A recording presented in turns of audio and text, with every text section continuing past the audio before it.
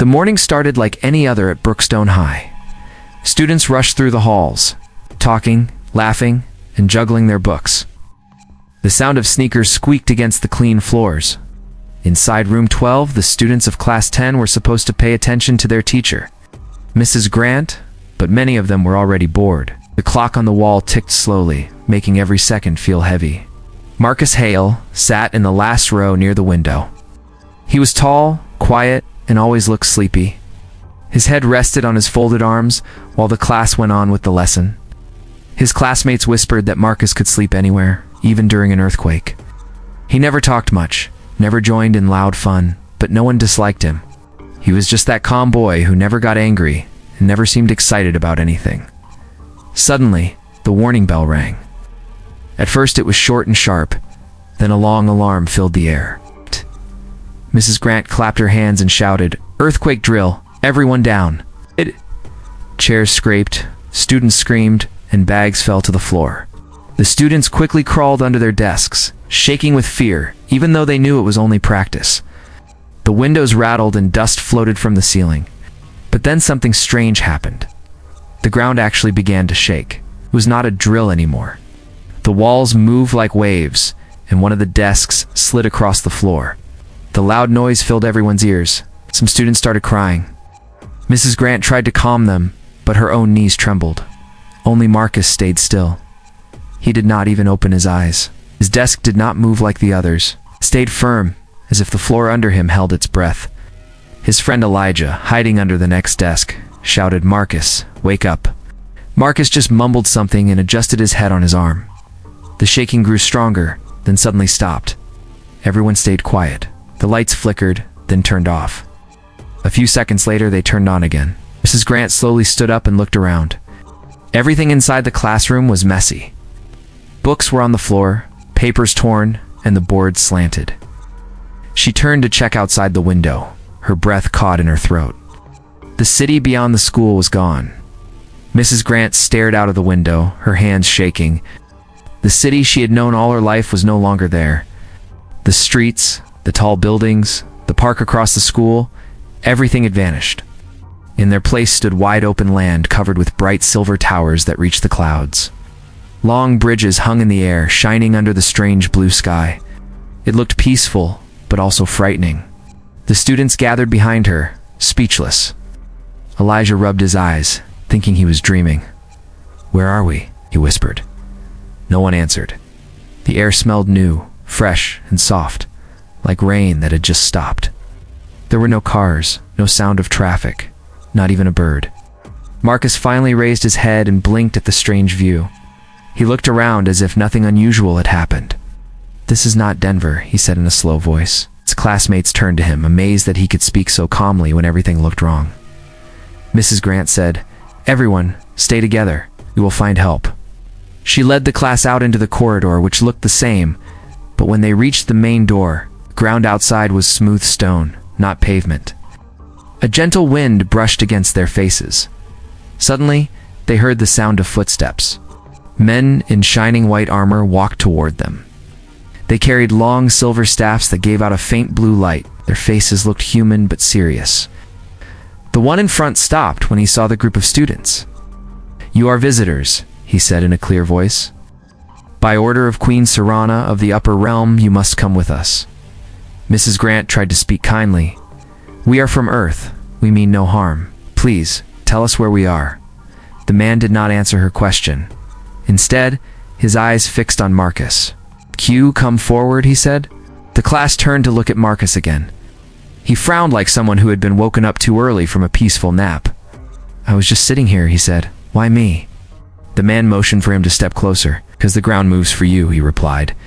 Marcus stood quietly, his face unreadable, while his classmates whispered in fear.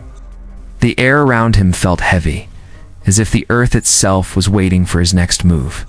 The men led the class across a bright stone courtyard that seemed to float above the clouds. The air shimmered like light moving over water. Everyone walked in silence, their hearts pounding. Mrs. Grant held her coat tightly and tried to look brave for her students.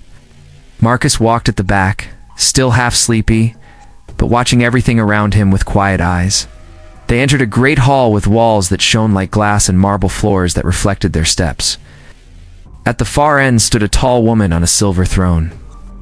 She wore armor that glimmered in the light and a crown made of thin metal leaves. Her eyes were sharp, but kind. As the class approached, the guards around her bowed and stepped aside. Mrs. Grant bowed slightly and said, "Your Majesty, we are not from this place. Something strange happened to our school. We mean no harm." The woman looked at Marcus. "I know," she said in a calm voice. "The earth itself brought you here. Long ago, it was said that a child from the lower realm would awaken the sleeping power that guards both our worlds." The students looked at each other, confused. Elijah whispered, "She means Marcus." Marcus gave a small sigh. "Me. I did nothing. I was asleep." The queen smiled faintly. "That is what makes it clear. Power like yours cannot be forced. It only awakens when it chooses." She stepped down from her throne and came closer. When the ground shook, it followed your will. The gates between worlds opened because you unknowingly commanded them. Marcus frowned.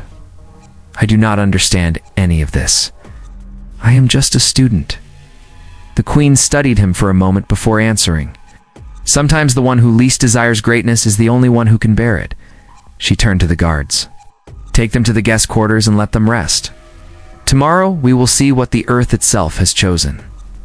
As they followed the guards out, Elijah whispered to Marcus, "Maybe you are some kind of hero from old stories."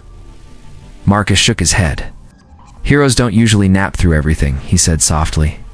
But even as he spoke, the ground beneath his feet gave a small hum, a quiet sound that only he could feel. The next morning, sunlight poured through wide glass windows. Sky outside was bright and clear, but the city below showed signs of trouble. Smoke rose from distant towers, and the sound of drums echoed like thunder. The people of that land were preparing for war. Mrs. Grant and the students were frightened. Guards hurried through the halls, calling out orders. Elijah looked at Marcus and said, "Something bad is happening. Do you think they want you to fight?" Marcus rubbed the back of his neck and sighed. "I hope not. I just want to go home." Before anyone could answer, 2 soldiers entered the room and asked for Marcus to follow them. He walked through long marble halls until he reached a wide court full of soldiers. The queen stood at the center, her armor shining in the sunlight. She turned to him and said, "The attackers are near our walls. You alone can stop them." Marcus shook his head. "I do not know how. I am not a fighter." The queen looked deep into his eyes. "The power inside you is born from calm. When you rest without fear, the earth listens. You must trust yourself." Outside the city walls, the battle had begun. Men in dark armor marched forward with loud cries. The queen's soldiers braced themselves, but their line began to bend under the force of the attack. Marcus felt the ground trembling beneath his feet. He stepped forward without knowing why. The earth seemed to breathe with him. He closed his eyes and thought of stillness, of peace, of how quiet it felt when he was asleep in class. The shaking stopped, then turned into a steady rhythm. The stones of the wall lifted and rebuilt themselves. The broken spears and fallen shields rose and formed a barrier of rock between the queen's guards and the enemy. Everyone watched in shock as Marcus raised his hand. The ground obeyed him. The attackers could not move forward. The earth itself pushed them back until they fled in fear. When it was over, Marcus opened his eyes. He felt tired but calm. The queen smiled at him. "You have done what legends promised," she said. Marcus looked down and said, "Can I finally rest now?" The city stood silent after the battle. The wind moved through the empty streets, carrying the smell of dust and victory. Marcus sat on the wide steps of the palace, his clothes covered with dirt. His classmates gathered around him, their faces full of wonder. Elijah laughed nervously and said, "You saved everyone. You scared an army just by standing there." Marcus gave a tired smile. "I only wanted to stop the ground from shaking. Everything else just happened." Mrs. Grant walked up to him with gentle eyes. "You did more than stop the ground. You gave them hope. Even I never imagined our quiet boy at the back of the class could do this." Marcus shrugged softly. "I never imagined it either." The great doors of the palace opened. The queen stepped out wearing a long white cloak instead of her armor. Her crown shone in the morning light. "Marcus Hale," she said, "you have given peace to this realm. Stay here. Rule beside me. Together we can keep both worlds safe." Her voice was calm but strong. Marcus looked around at his friends. He saw Elijah smiling, Mrs. Grant holding her hands together, and the students whispering to each other. Then he looked back at the Queen. "I thank you," he said quietly, "but I belong with them. I have homework to finish and a normal life waiting for me." The Queen's eyes softened.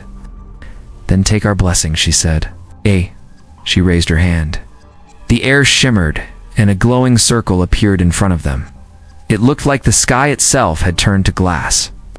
The class stepped closer, feeling the warmth that came from it. Before leaving, Marcus turned again to the Queen. "If the ground ever shakes again," he said, "I will come back." The Queen smiled. "The earth will remember you." One by one, the students walked through the shining circle. The light vanished, and they found themselves standing back in their classroom. The alarm bell still rang in the corner, and the floor was still. Marcus looked around, let out a small sigh, and laid his head back on the desk. "Best nap of my life," he murmured. The room was safe again, and this time, no one told him to wake up.